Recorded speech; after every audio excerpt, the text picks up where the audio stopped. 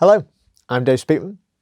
Over the time of the lockdown, I've been doing all of my guitar lessons online. So I've been doing 3 full days teaching online. So I just thought I'd share a few little things that I'd discovered on Zoom and in Skype, little workarounds and little techniques that have helped me to improve the quality of my lessons as I've been doing them.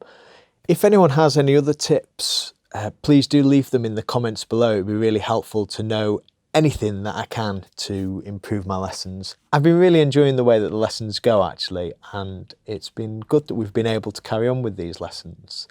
Please do like the video and subscribe to my channel. It really helps me with what I'm doing. Thank you very much. One of the things that I've found really useful is to have all the programs that I'm going to use while I'm teaching open ready. So I have Sibelius, Spotify, I have a Finder with all my sheets that I'm going to use. And I usually have Google Chrome open as well, because that's where I actually have my calendar and I go to the lessons from my calendar. So when I'm actually in a meeting, I can share this whiteboard and I can use this to draw on things. Now, I found this whiteboard a little bit limited for what I was doing for teaching guitar. So I actually drew up a new whiteboard. So this is my Zoom whiteboard here. Now, if I share this by going share, and then I just share this window, I can drag out the video to make it bigger, and I can position that anywhere on the screen.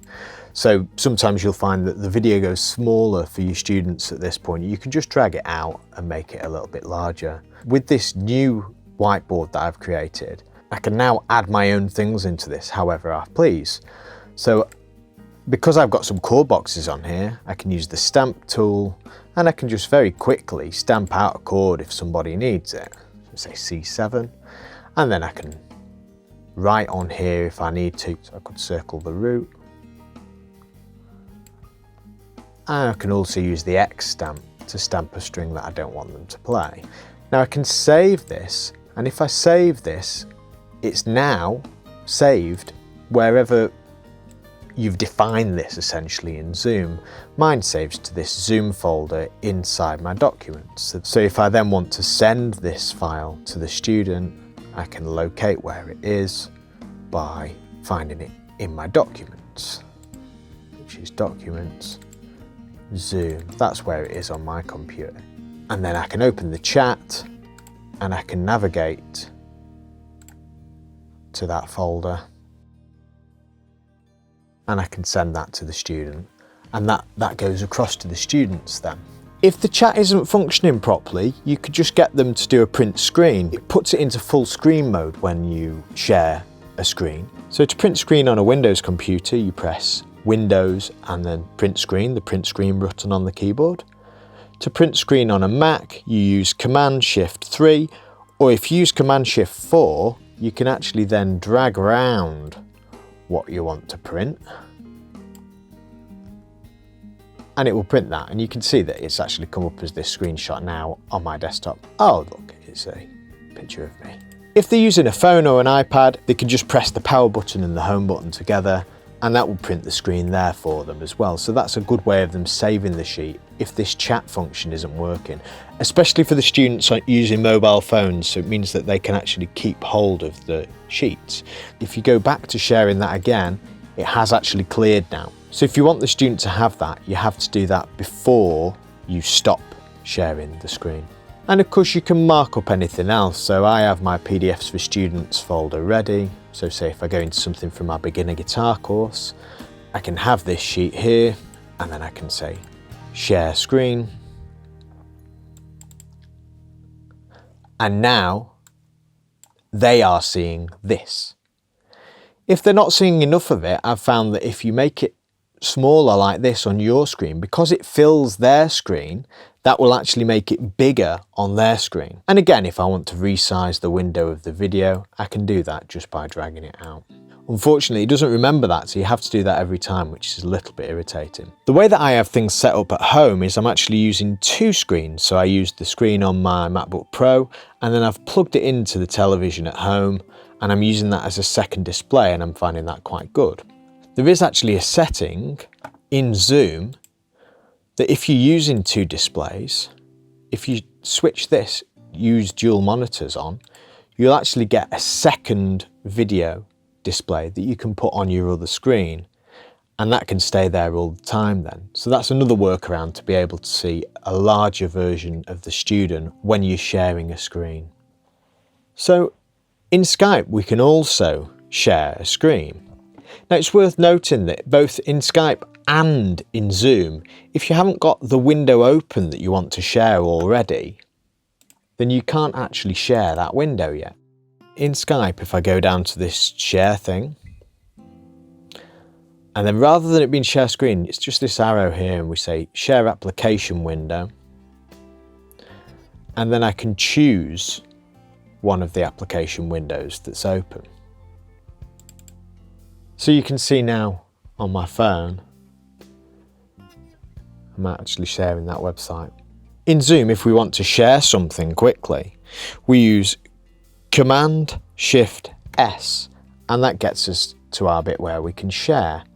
Again, you can see that unless the window that we want to share is already open, I can't share it. So even if I open a window now and I want to share it, I can't share that yet. So I'd actually have to come out of this and do that again, and now it's there. So I can share that now. So they're sharing this, and you can see that there's a green line around what you're sharing with them.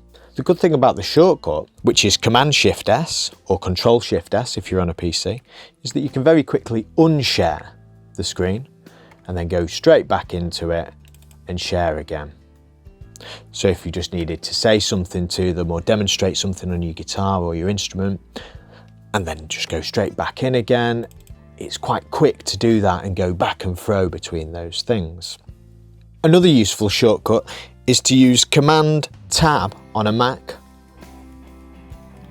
I think that that's Option Tab on a PC, and that means that I can quickly jump between different programs. So if I need to quickly get to Sibelius, I can get straight to it. Say if you've got a smaller screen and you need to go between things quickly, I can Command Tab and I can get straight to that Sibelius program, or I can get straight to my Finder to see that. I've also found a couple of things really useful while I've just been teaching, which has been using a metronome at their end, so them having a metronome installed on their phone, and then them playing along with the metronome. And then if there's any lag or anything, I can hear that the metronome's jumped as well, and that it's not necessarily their timing that's been a problem. That's been really useful for them playing a few scales or pieces, and it's been really good to work on some time exercises. I've also been doing quite a few exercises where I switch my video off and play things to them and ask them what I'm playing, so some oral exercises. And that's been really good doing some oral training like that, because I can switch my video off and play a couple of simple melodies and ask them to play those back. The other app that I use a lot, and I use this loads when I'm teaching, and I use this loads when I'm practicing anyway, is an app called Drum Genius. A Drum Genius is essentially like a little drum machine. They've sequenced in a load of drum beats.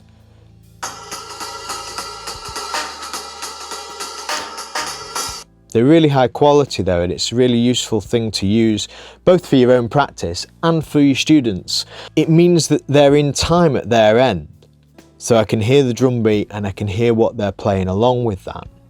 Hopefully that's a useful tip for you. Drum Genius is phenomenal anyway. You should definitely get the app if you don't have it already. I have Spotify open at all times so that I can play anything straight away to my students and they can hear it immediately. The way that mine's set up is that Spotify comes through straight away, but if you're having a problem with that, again, you can go into the share screen window and then you just click this share computer sound, and now it is sharing the sound from your computer. Again, I can Command-Shift-S to come out of that, and that will stop that from happening. The other program that I have open all the time is Sibelius. I can just quickly jot down the chords or a melody for somebody, or tab something out, whatever I want to do, and then I can export that very quickly as a PDF, and then I can send that to them using one of the ways that I said before, so either sharing the screen or sharing it with them in the chat, or they can print screen on their phone using the home button and the power button. Great, well I hope some of those tips were useful to you. If you do have any tips of your own, please do leave them in the comments below. I really, I want to collect as many of these ideas as I can. Please do like the video and subscribe to the channel. I have ideas for a home recording course. So if anybody has any questions about that, you could put those in the comments below and I'll get back to you about that. And also if anyone would like to feature in it, I'm going to do some remote things on Zoom of helping people with their recording setups just to get a better sound with the equipment that they already have to hand without spending a fortune. Thank you very much for watching. I'll see you next week. Bye bye.